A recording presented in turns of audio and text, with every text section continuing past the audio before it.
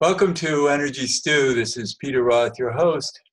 And I'd like to ask you, have you had transformative spiritual experiences? And if so, what does that say about you? And how do you relate to it in a scientific world that we're in? Well, we're going to talk to a man who has really devoted his life to both science and spirituality, and has written a new book called Science and Spiritual Practices, Transformative Experiences and Their Effects on Our Bodies, Brains, and Health. I'm so excited to be interviewing Dr. Rupert Sheldrake. Rupert, welcome to Energy Stew. Glad to be with you, Peter. This is very important work that you're doing, and what always impresses me is when scientists try to tackle spirituality in their work and help people understand that nature from a scientist's viewpoint.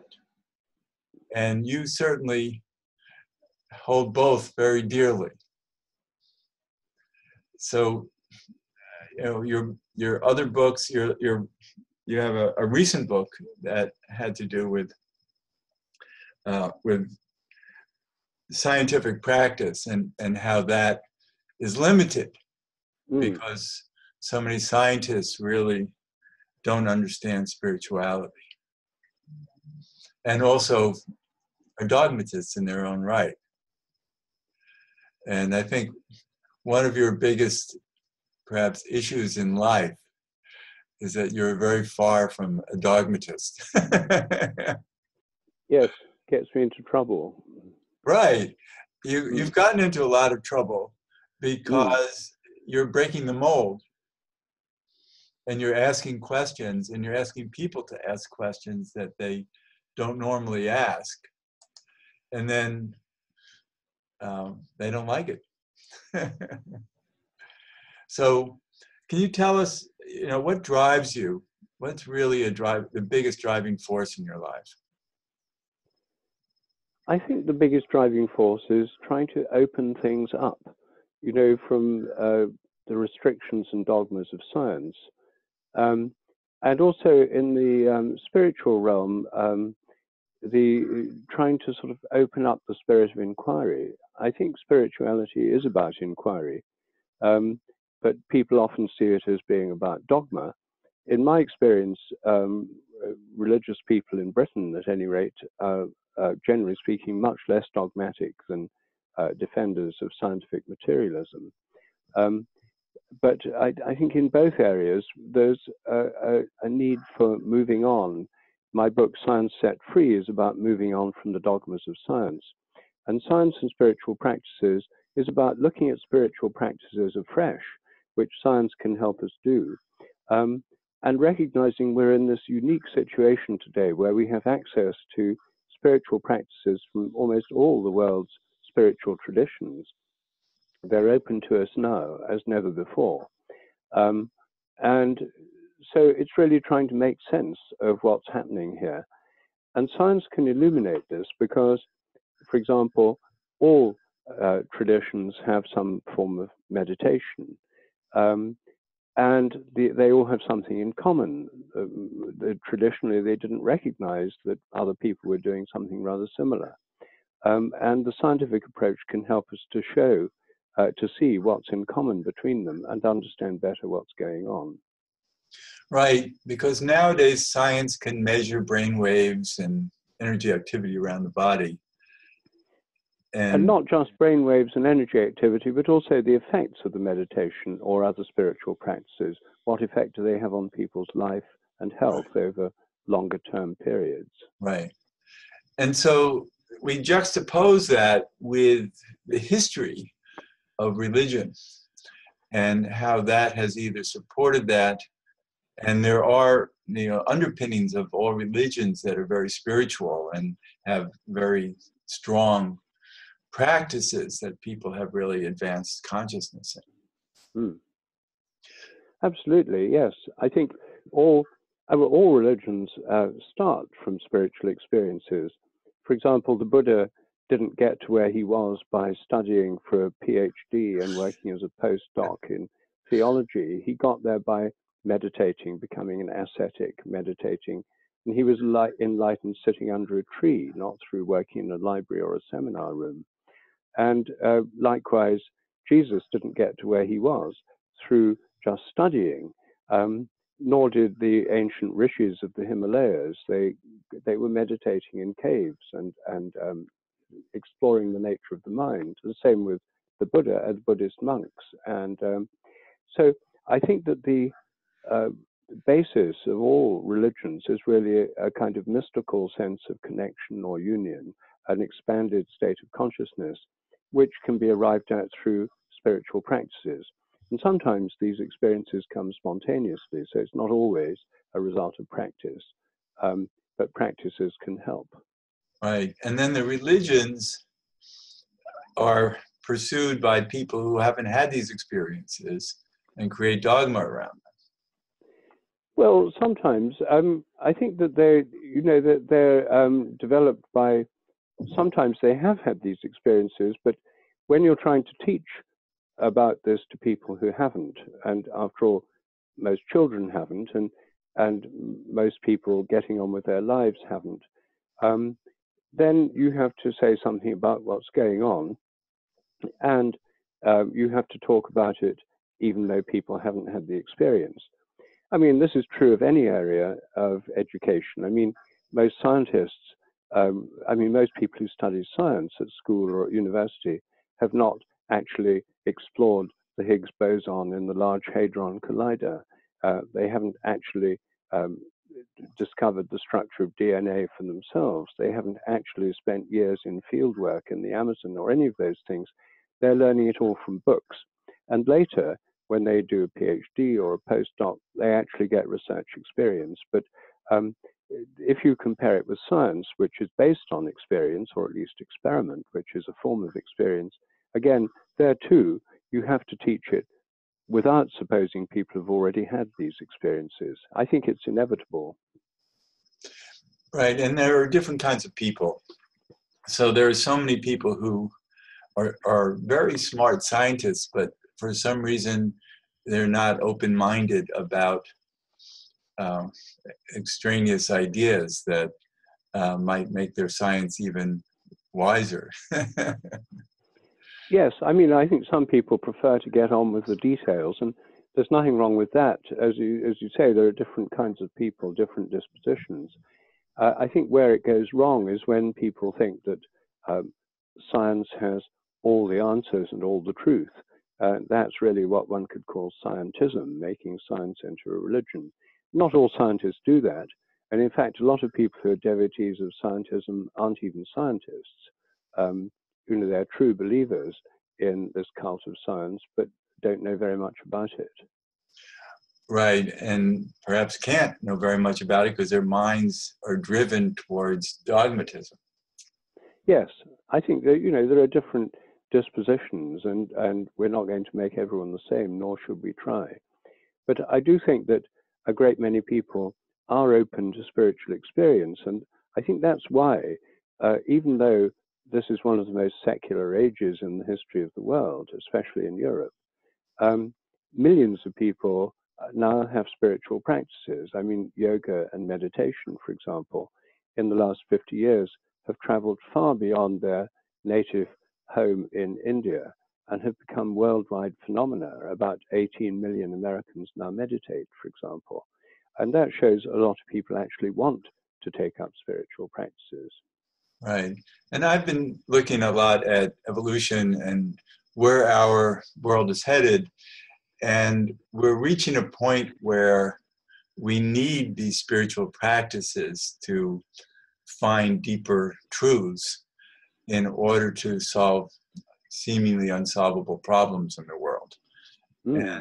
And so it makes sense on a very serendipitous level and synchronistic level that the East would come West at this point in time so that we could actually rise above Western limitations.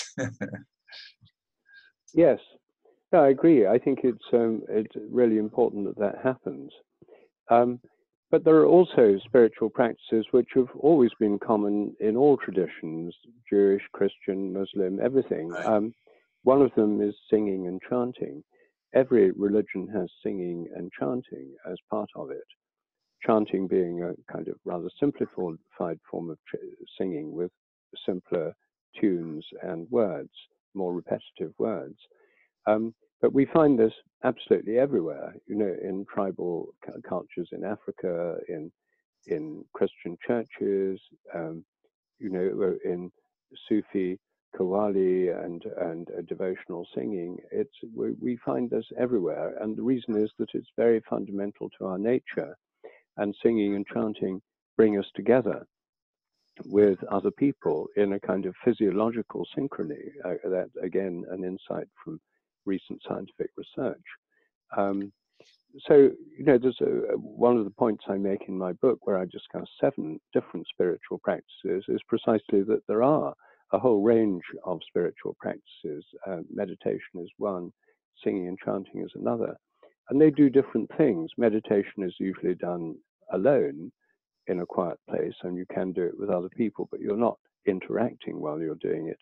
Whereas singing and chanting is more to do with group spirituality, where you're brought together as a group through singing together. Well, what I found fascinating in your book is that you really traveled the world. When you were younger, you spent many years in different esoteric environments around the world. And then finally, you actually chose to embrace yourself in your roots of a Christian religion. And that says a lot about what Western religion can offer that a lot of people don't understand. And you actually can represent these 7 different spiritual experiences that people can have that you can find in your religion as well as others. Yes, I went through a long atheist phase, and then I got interested in Hindu type meditation. I had a Sufi practice for a year when I was living in India. I've sort of taken part in shamanic practices, but in the end, I found that reconnecting with my own tradition was a very healing process, because it brings me more into harmony with my ancestors, my own tradition, the sacred places of England. And it works for me. I'm not claiming that Christianity or the Anglican branch of it, my own branch, is the one true path to God. I don't think that at all. But I think for someone like me who's been brought up in that tradition, it's the most natural way. And what I've found through learning from other traditions is that the spiritual practices that I've learned through, for example, Hindu forms of meditation or Buddhist forms of meditation can be done within a Christian context too. So it's a matter of rediscovering the spirituality that's inherent in my own tradition. And I think everyone can do that wherever they're coming from, if they're Jewish or Muslim or Hindu or Buddhist, whatever tradition they're grounded in, it's possible to develop within that tradition, and these practices can all play a part in it. That's wonderful, and I think that it really helps people. And you talk a lot in your book about atheism and how atheists can be very spiritual, and yet, there's a really, I've always wondered and agreed actually that atheists have a point about that there's, in a sense, there's no proof of, let's say, a God, and religions point to a God, some religions, and they're saying, no, I can't understand that. And yet some of them lead very spiritual lives. And so what I believe about it is that, yeah, I understand that the definition of God is more what people don't like. rather than a sense of oneness, a sense of a creator force. Yes, and I agree. I think atheists are saying we don't believe in the kind of God we think that people who believe in God believe in. And I don't believe in the kind of God that atheists don't believe in either. The kind of God they don't believe in is usually a God external to nature, who has particularly vindictive, judgmental value systems. I don't believe in that kind of God either. And actually, I don't think that's the way that most believers in God have actually seen God or experienced God. So I think part of atheism is a reaction against misunderstandings about the nature of God, sometimes misunderstandings by religious people themselves. And in some cases, it's kind of angry. It's the people who feel they've been damaged by religion. I mean, people have been brought up in repressive religious families. Some people, like the late psychologist Oliver Sacks, became atheist as a teenager because he was Jewish and gay, and his Jewish relatives told him God severely disapproved of him being gay, so he severely disapproved of God and became an atheist. But he had a real enduring sense of the mystery of life and the nature of the mind. And it's interesting that he still remained very linked to the Jewish tradition. His nephew, Jonathan Sacks, was the chief rabbi of Britain. There's often a kind of ambiguity in people's atheism, and often based on some kind of, at least the militant ones, seem to have some kind of personal anger. But I think that the way forward for everyone really is through rediscovering what they're relating to through direct experience. And Philip Pullman's another case in point. He's a children's writer, is an atheist. The God he doesn't believe in is a kind of external God who's detached from nature. But he's rather mystical about nature. He believes there's a spirit, a real life in the natural world to which he's strongly connected. Again, that's an atheism about a particular conception of God, but it goes along with a spiritual sense of connection with nature. Right. So let's look at that in terms of your scientific work and how you understand what's called the spirituality of nature, which might have to do with resonance and morphic resonance, as you say. And so it's really about consciousness of all of life, of the universe, and science, how science is starting to understand that it's an intelligent universe.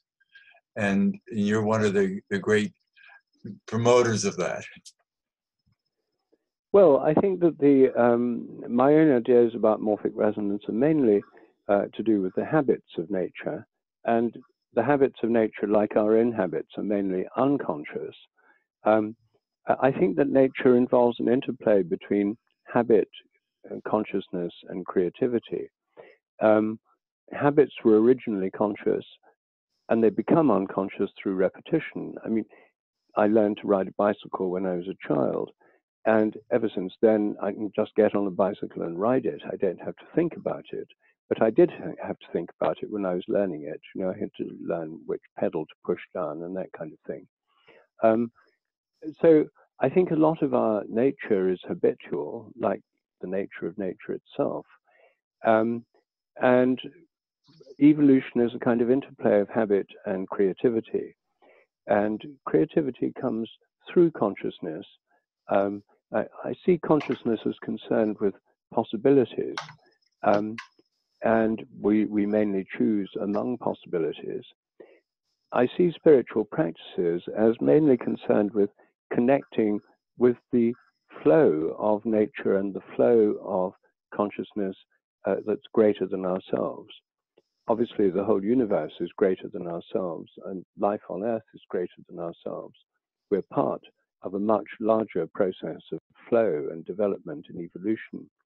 And we can easily think of ourselves as separate, And that's isolating and usually depressing. But if we see ourselves as connected with and experience ourselves as connected with this flow of life and of consciousness, that I take to be spiritual experience, and there are spiritual practices that can help us connect with that experience.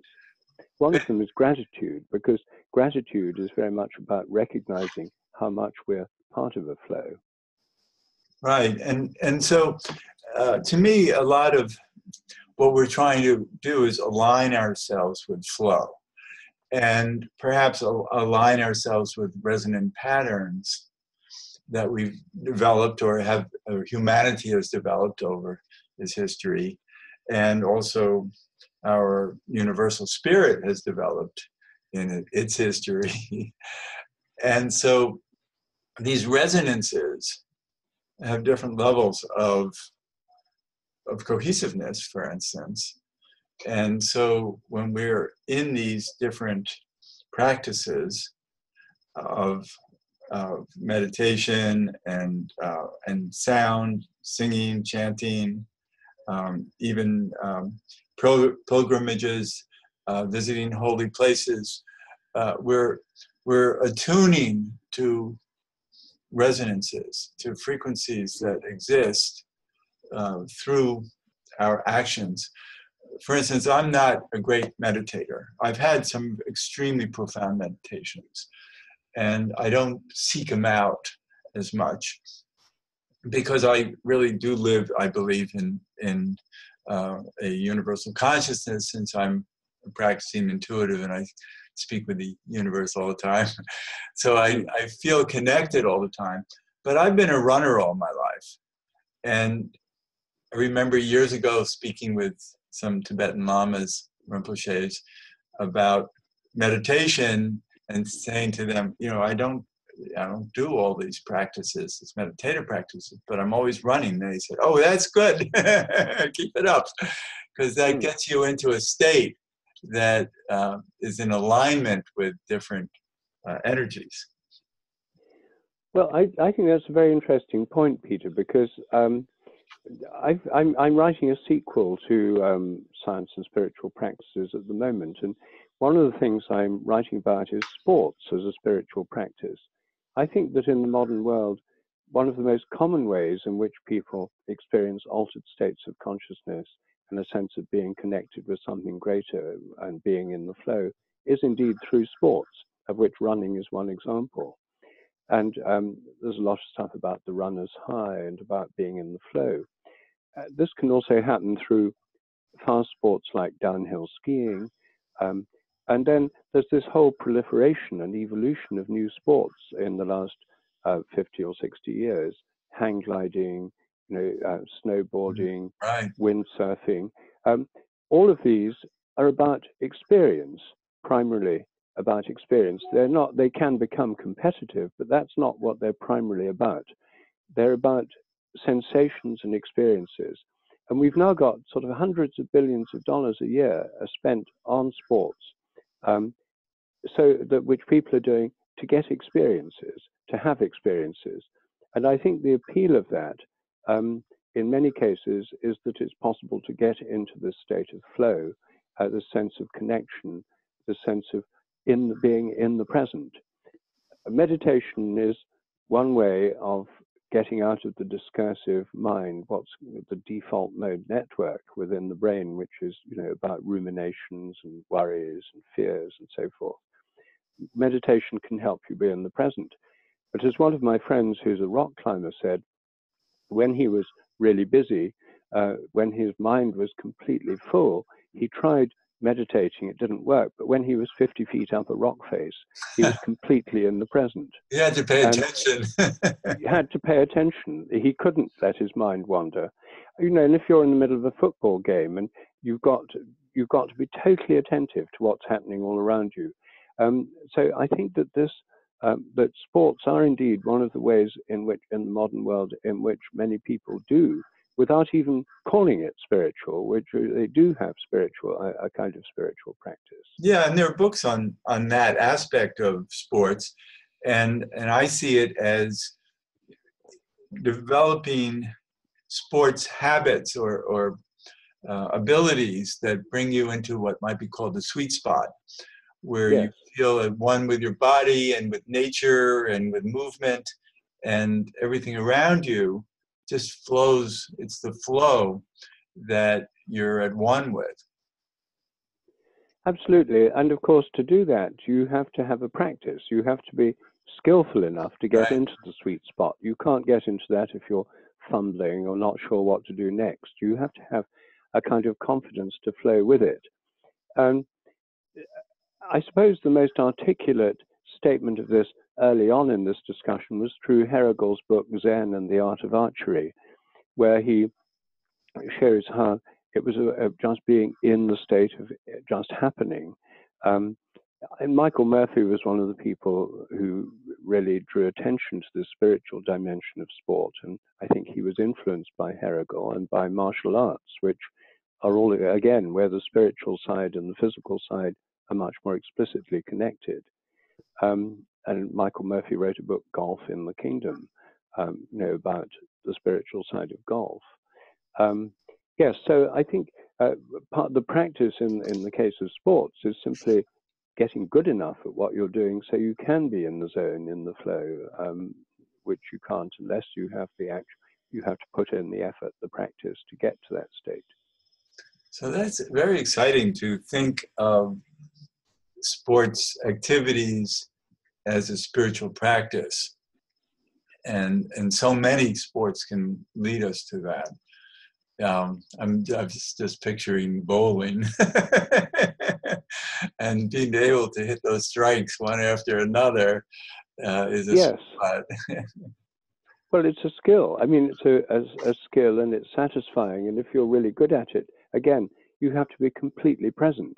If you're going to bowl well, you can't just be worrying about whether you paid the electricity bill or something like that. You've got to be completely present in what you're doing. Right. And so what the next question is, where is it all leading in terms of how humankind is progressing at this point? Well, I think we're on the threshold of a new phase of religious and spiritual evolution. People often juxtapose science and religion. They say science is all about progress, development, discovery, religion and spirituality all about looking back and it's all fixed. But that's not true. The spiritual and religious realms are evolving all the time. I mean, the very fact that meditation has spread all over the West, there's been all this research done on it, there's all sorts of new ways of teaching it, that's an evolutionary step. I would like to think my own book is part of that process because it's helping to bring the scientific and the spiritual approaches together. And religions evolve. I mean, Judaism today is not the same as in 1000 BC, and Christianity today is not the same as it was 100 or 200 years ago. One of the evolutions in the last 100 years in Christianity has been a huge growth of Pentecostalism, of charismatic Christianity, things like speaking in tongues and healing. And something like a quarter of Christians worldwide are now within that movement, and it barely existed before the year 1900. There are evolutionary changes going on all the time. And I think that this bringing together of the different spiritual traditions of the world and the scientific study of them is actually part of this new phase of human evolution, which is a kind of spiritual evolution. And various religious traditions will no doubt evolve as part of that process. I mean, some, of course, will be conservative and may not evolve, just as in every area of life there are conservatives who want to keep things the same. But this evolutionary process is happening whether we like it or not. Right, and I always think of an underlying principle of evolution or a purpose of evolution. What the universe is seeking to attain is more and more and more refinement. And it doesn't always feel that way. It looks like right now, in the world we're in right now, we're becoming more and more unrefined. But I think that's part of the process of refinement. Well, I'm an optimist too. I'd certainly like to think that. On the surface, there's many crass and awful things happening. Right. But I think what we're seeing really is a breakdown of the old unquestioning belief in material progress. I mean, people used to think we could just go on making more and more products, getting richer and richer all the time. Well, the environmental crisis itself is showing us we've got to change our ways. And the models that have worked for several generations are not working anymore. So obviously we're in a turbulent period. But the way I don't think we're ever going to go back to a totally unquestioning faith in progress, which is what was the dominant philosophy when I was growing up as a boy. I mean, everyone believed in sort of almost uncritically in progress. That's a scientific progress. Yes, scientific, economic, and material, yes. Right. And maybe the only answer is really a progress in consciousness. Well, I think that should go along with the others. We've had an unbalanced development, which has all been about gross national product and greater prosperity and more products, and indeed more waste. What we're going to have to find is some kind of new balance. Otherwise, humanity is not going to survive for very long as a civilization. Right, and there's a lot that we don't know to be able to do that, and perhaps leading a spiritual practice can put us into a consciousness that's much more able to use wisdom and innovation through intuition, and an inner knowing that can find answers. That's certainly my hope too. Right, and that's what your book is really for, is to allow people to really respect a spiritual path and understand that it fits into our natural rhythms that enhance us scientifically. Exactly, and every chapter in my book of the 7 spiritual practices, I end with 2 very simple practices that anyone can do at home for free. So my aim is to show that actually you can take part in all these things. They're not things that monks in distant monasteries do, and they exclude normal people. They're something that anyone can do.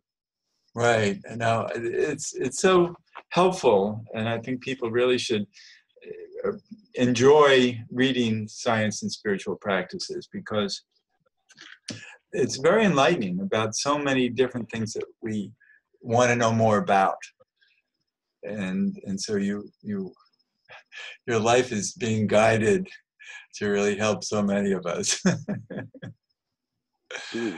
That's wonderful.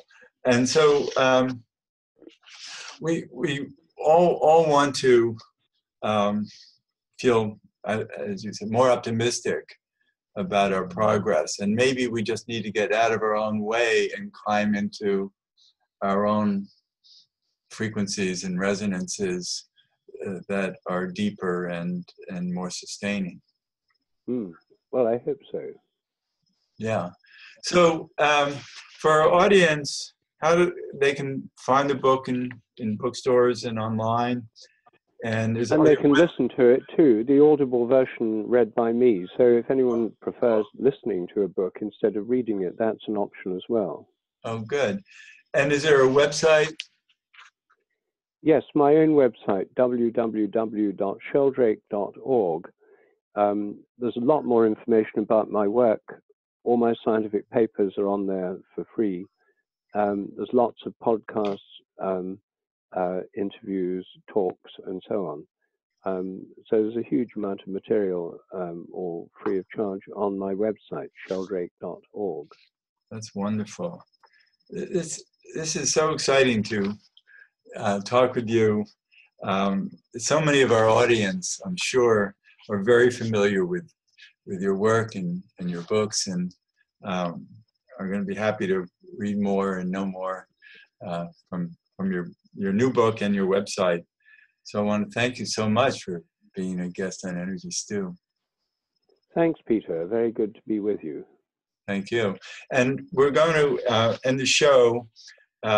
This is Peter Roth, your host of Energy Stew at prn.fm.